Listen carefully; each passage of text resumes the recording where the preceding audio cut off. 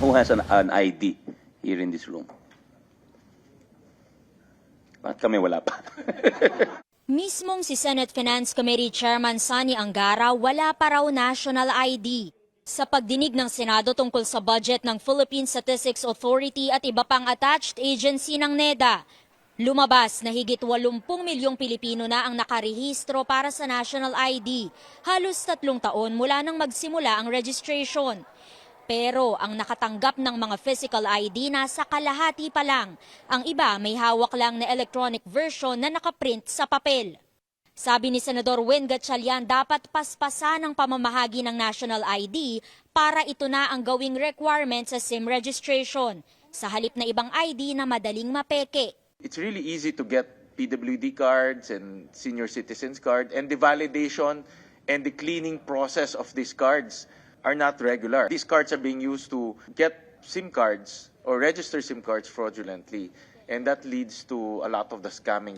Ang suhestyon ni Senador Bato de la Rosa, gawin na lang digital lahat ng ID at huwag nang mag-imprenta. Bukod sa mabilis at matipid, iwas aberya pa raw.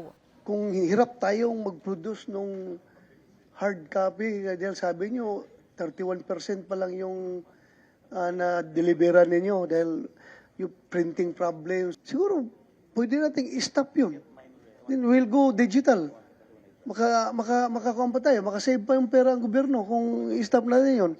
Lahat naman ng Pilipino, merong cellphone. We got some news reports that PSA disallowed or did not accept 1.1 million cards because of errors in printing. The physical cards is prone to quality issues. So digital cards, you can rectify it obviously digitally. Paliwanag ni National Statistician Dennis Mapa, target naman talaga ng gobyerno ang paggamit ng digital ID.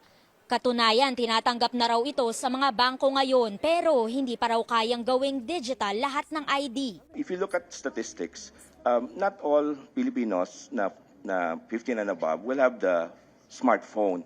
Ang atin, meron tayong smartphone, 1 per household, but not sa individual. But that's the way to go as we move forward, digital talaga. And also there are areas wherein we don't have that much connectivity. Ayon sa PSA, nasa 80,000 national ID cards lang ang kayang iimprenta ng Bangko Sentral kada araw. Pinag-aaralan na raw kung paano dodoblehin ang printing capacity na yan. Ang target, habulin ang pag-imprenta ng lahat ng natitirang national ID sa Setyembre ng susunod na taon. Prioridad daw ang paghatid ng physical ID sa mga liblib na lugar na walang internet.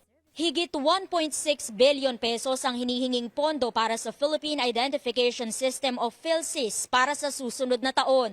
Bahagi ng 12 bilyong pisong panukalang budget ng NEDA at mga kadikit nitong ahensya na aprobado na sa committee level ng Senado. Amor Santos, CNN Philippines.